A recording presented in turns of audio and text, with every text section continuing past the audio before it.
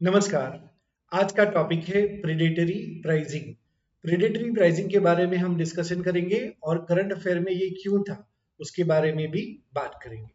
तो सबसे पहले प्रेडेटरी प्राइसिंग क्या होती है? तो कोई भी बिजनेस अगर अपने मार्केट के ऊपर मोनोपोली क्रिएट करना चाहता है तो वो प्रेडेटरी प्राइसिंग का यूज करता है। कि मतलब जो कॉस्ट प्राइस होती है, होता है ना कि कोई भी वस्तु और सेवा जब बनाया जाता है तो उसका बेसिक कॉस्ट होता है। तो उस कॉस्ट से भी कम प्राइस पे अगर वस्तु और सेवा बेची जाती है तो उसे हम प्रेडेटरी प्राइसिंग कहते हैं। और अगर वो डोमिनेंट एंटरप्राइज करता है तो ही हम बोलते हैं कि ये प्रेडेटरी प्राइसिंग है। तो आइए जानते हैं कि प्रेडेटरी प्राइसिंग न्यूज में क्यों था, क्यों, कैसे इससे मोनोपोली क्रिएट होती है, कंपटीटर को हटाया जाता है और मार्केट के ऊपर डोमिनेंट पोजीशन बनाई जाती है। तो सबसे पहले जो प्रेडेटरी प्राइसिंग, तो उसके लिए जो हमारा competition commission of India CCI, सीसीआई, उसने नोटिफाई किया है किसको? Cost regulations 2005। क्यों? To curb the predatory pricing. तो प्रेडेटरी प्राइसिंग को कर्ब करने के लिए, उसको कम करने के लिए कि उन्होंने कॉस्ट रेगुलेशन 2025 को नोटिफाई किया है। इस न्यू रेगुलेशन में क्या होगा? तो इस न्यू रेगुलेशन में अपडेट दी जाएगी about the cost definition for identifying predatory pricing. Predatory pricing को आइडेंटिफाई करने के लिए इसकी डेफिनेशन में अपडेट किया जाएगा। तो क्या है प्रेडेटरी प्राइसिंग इसके हिसाब से? तो देखो, डेफिनेशन ये कहती है कि प्रेडेटरी प्राइसिंग वो प्राइस होती है जिसके ऊपर वस्तु और सेवाओं को सेल किया जाता है बिलो कॉस्ट प्राइस। के कॉस्ट प्राइस से भी कम प्राइस में अगर वस्तु और सेवाओं को सेल किया जाता है तो उसे हम प्रेडेटरी प्राइस कहते हैं। अब इसका ऑब्जेक्टिव क्या होता है? ऑब्जेक्टिव होता है टू रिड्यूस कंपटीशन, या फिर जो हमारे कॉम्पिटिटर होते हैं उनको एलिमिनेट करना है from the market, so that हम मोनोपोली क्रिएट कर पाए। इसे हम प्रेडेटरी प्राइसिंग कहते हैं। तो इस प्रोविजन का, प्रेडेटरी प्राइसिंग है उसका लीगल पोजीशन क्या है भारत में? भारत में कानूनी स्थिति क्या है इसको समझते हैं। तो section 4 subsection 2 of competition act 2002 ये कहता है, it identify predatory price by dominant enterprise. तो ये कहता है कि प्रेडेटरी प्राइसिंग, ये कॉन्सेप्ट उसी को अप्लाई होता है जो पूरे मार्केट में डोमिनेंट पोजीशन पे है।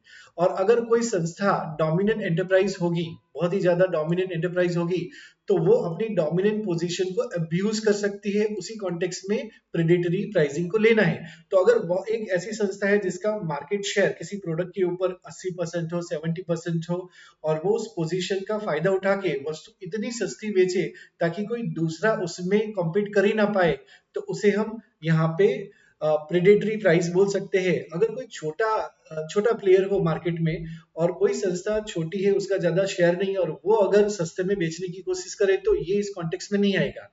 तो प्रेडेटरी प्राइसिंग जो लीगल पोजीशन है, इसको इस कॉन्टेक्स्ट में कौन आएगा? जो डोमिनेंट पोजीशन होगी जिसकी, वही इस कॉन्टेक्स्ट में माना जाएगा कि ये प्रेडेटरी प्राइस यूज कर रहा है। Only enterprise with dominant market power can be held liable for predatory pricing. कि जो एंटरप्राइज जिसका डोमिनेंट मार्केट पावर होगा, वो अगर प्रेडेटरी प्राइस को यूज करता है तो वही रिस्पॉन्सिबल यहाँ पे माना जाएगा। जो छोटे छोटे प्लेयर है, इसका नाम यहाँ पे नहीं आएगा। अब बात करते हैं इम्पैक्ट ऑफ प्रेडेटरी प्राइसिंग के, इसका प्रभाव क्या है, इस प्राइस का प्रभाव क्या होता है। तो पहला प्रभाव होता है इम्पैक्ट ऑन कंज्यूमर। तो जब भी वस्तु और सेवाओं की कीमतें घटती है तो शॉर्ट टर्म में तो कंज्यूमर को लाभ होता है। तो consumers are getting benefit from very low prices. लेकिन इन द लॉन्ग टर्म में क्या होता है? तो लंबे समय में जो कंज्यूमर है जिसको फायदा हो रहा था, उसी को अब नुकसान होगा। क्योंकि रिड्यूस प्राइस जो है अब क्या हो जाएगा? हाई प्राइसेस हो जाएगा, और उसकी जो चॉइस है वो घट जाएगी। तो अगर कंपटीशन हट गया मार्केट में से, तो एक ही पोजीशन होगा, एक ही प्लेयर होगा, एक ही एंटरप्राइज होगा, और उससे जब आप खरीदते रहोगे और वही है, तो क्या है, वो अपनी मोनोपोली का यूज करके प्राइस को वापस बढ़ा सकता है। तो शॉर्ट टर्म में तो कंज्यूमर को फायदा होगा, लेकिन लॉन्ग टर्म में उसको नुकसान हो सकता है, उसके सामने कम चॉइस रह सकती है। अच्छा, कंपनियों के ऊपर क्या प्रभाव हो सकता है? तो देखिए, शॉर्ट टर्म में प्रेडेटरी प्राइस जो है वो क्या कर सकती है? लॉस कर सकती है सभी को। जो प्रेडेटरी प्राइस कर रहा होगा, जो डोमिनेंट प्लेयर होगा जिसने प्राइस घटाई है, उसको भी नुकसान होगा, और बाकी सारे एंटरप्राइज को भी यहाँ पे नुकसान हो सकता है। लेकिन लॉन्ग टर्म में क्या होगा? लॉन्ग टर्म में जो नुकसान जो जो डोमिनेंट पोजीशन पे है वो मोनोपोली क्रिएट कर लेगा और वो अपने नुकसान को रिकवर कर लेगा, प्राइस बढ़ा देगा। तो यहाँ पे शॉर्ट टर्म में प्रेडेटर को भी नुकसान हो रहा है, बाकी सारी कंपनियों को भी नुकसान हो रहा है। लेकिन वंस कॉम्पिटिशंस आर एलिमिनेटेड, जैसे ही कॉम्पिटिशन एलिमिनेट हो जाएगा, जो डोमिनेंट फर्म होगी वो अपनी प्राइस बढ़ा सकता है और लॉस को रिकवर कर सकता है। इससे मोनोपोली क्रिएट हो जाएगी, पूरे मार्केट में मोनोपोली जो है वो एकाधिकार क्रिएट हो सकता है।